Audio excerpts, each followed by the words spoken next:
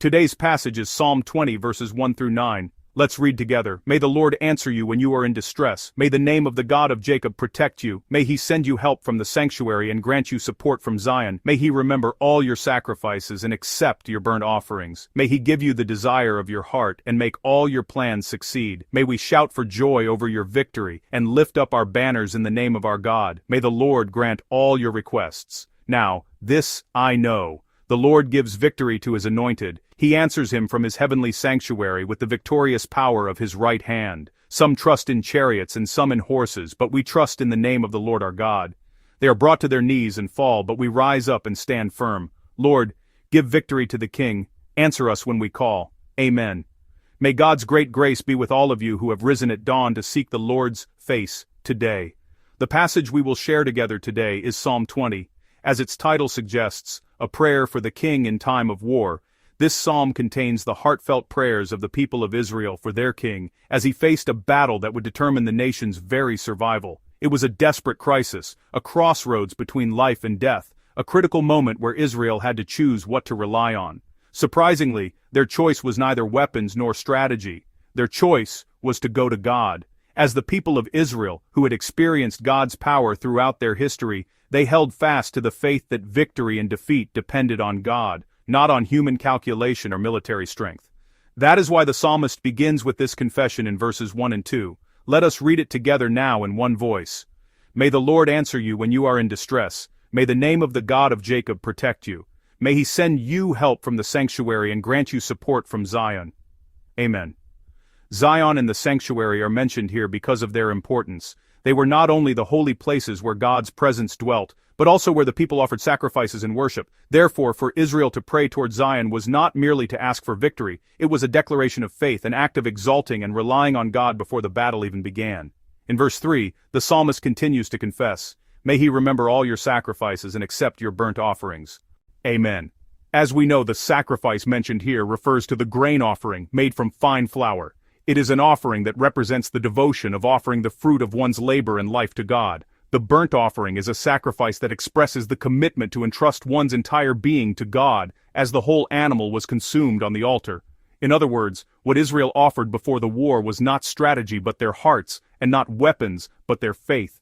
In essence, they entrusted their all to God, and pleaded for the Lord to remember their devotion. The choice they held on to in the face of a life-or-death battle was God alone. Beloved members of the congregation, in our lives, we too face unavoidable wars. There are problems that are difficult to handle with our own strength. These can be family problems, financial struggles, relationship issues, or concerns about our children's future. Facing such battles, we all naturally seek solutions and make plans. Sometimes we mobilize our personal connections, and at other times we formulate worldly strategies. This is because our hearts tend to rely on what we can grasp in our hands and see with our eyes. As we consider this psalm today, let us examine our own hearts and ask the question, in the face of the many battles in my life, what am I truly relying on? The psalmist continues to pray in verse 4. Let us read it together in one voice. May he give you the desire of your heart and make all your plans succeed. Amen. The Hebrew word for plan in this verse refers to human counsel or strategy. However, when we delve deeper into the biblical context, this word can carry a meaning beyond simple human advice, encompassing God's will or God's divine plan. Therefore, the prayer offered by the psalmist is not merely a plea to fulfill our wishes or make our plan succeed. It contains a deeper confession of faith.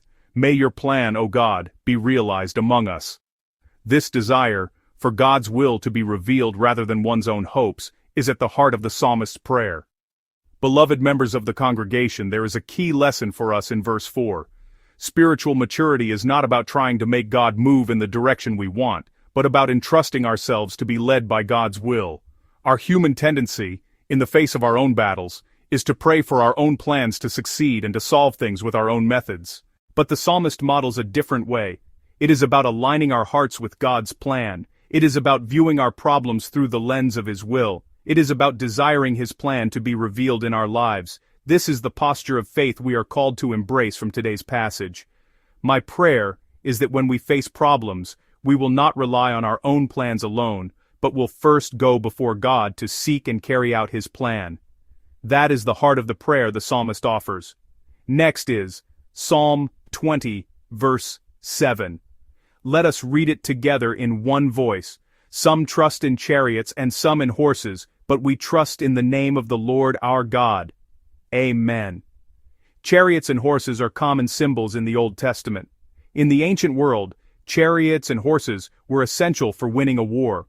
In our time, they could be seen as symbols of overwhelming power, like financial security or advanced technology. Therefore, in ancient society, possessing many chariots and horses greatly increased the probability of winning a war. In terms of human planning and calculation, chariots and horses were the formula for victory. However, the psalmist rejects all of that human calculation. He knew that the outcome of war depends not on weapons or strategy, but on the sovereignty of God. That is why the psalmist declares, "Some trust in chariots and some in horses, but we trust in the name of the Lord our God." To hold on to God instead of chariots, and the name of God instead of horses. In other words, it was a confession of trust in God's character, His power, His covenant, and His faithfulness. Chariots and horses were symbols of visible power, so they were a natural foundation for human trust. Because God knew this, He warned Israel in Deuteronomy 17:16, in the law concerning the king, moreover, must not acquire great numbers of horses for himself, or make the people return to Egypt to get more of them. This was to teach them that visible strength is not the real power, but that God, who allows that strength, is the only true power. That is why, after crossing the Red Sea during the Exodus, Moses and Miriam praised God, singing, "The horse and its rider He has hurled into the sea." They testified that God was the true power. However, time and again throughout their history, Israel fell into the trap of relying on horses and chariots instead of God. Ultimately, this reliance on their own strength led to the destruction they faced at the end of the Book of Kings. This applies not only to Israel, for we too have our horses and chariots. Today, our horses and chariots, the visible sources of power we rely on, might take the form of money, reputation, experience, or skill. We all try so hard to accumulate these things that we believe give us strength.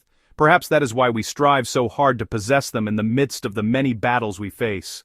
But we must remember that the horses and chariots we assemble without God will be buried in the depths of the Red Sea. We must remember that plans established without God will ultimately collapse. We must remember that the battles we try to fight without God will ultimately end in failure. That is why the psalmist, who knew all of this, concludes his prayer with this declaration in verse 9. Let us read it together in one voice. "Lord, give victory to the King. Answer us when we call. Amen." This confession of the psalmist was not a cry after the war had ended. It was a prayer offered up before the battle began, when everything was uncertain. It was not thanksgiving offered after seeing the results, but a prayer of faith that trusted God before knowing the outcome. It was a prayer confessing that what had protected Israel until then was not horses and chariots, not human plans, but God Himself. Therefore, my brothers and sisters, let us make a new resolution before God this morning. Let us resolve to seek God just as the psalmist did, not by relying on our own horses and chariots, our human plans. Let us resolve and pray that not our plans, but God's plan would unfold in our lives, so that in the midst of our many battles, it is not our own strength that is displayed, but God's power alone that is revealed. Even though your problems may remain, and even when it feels like you are failing, my prayer is that you would move forward with the expectation that God will surely raise a banner of victory in response to your confession of faith. I bless you in the name of the Lord that you may confess in faith that God's plan will be fulfilled as you commit your way to Him, and that a life that relies on God will ultimately be victorious in every battle.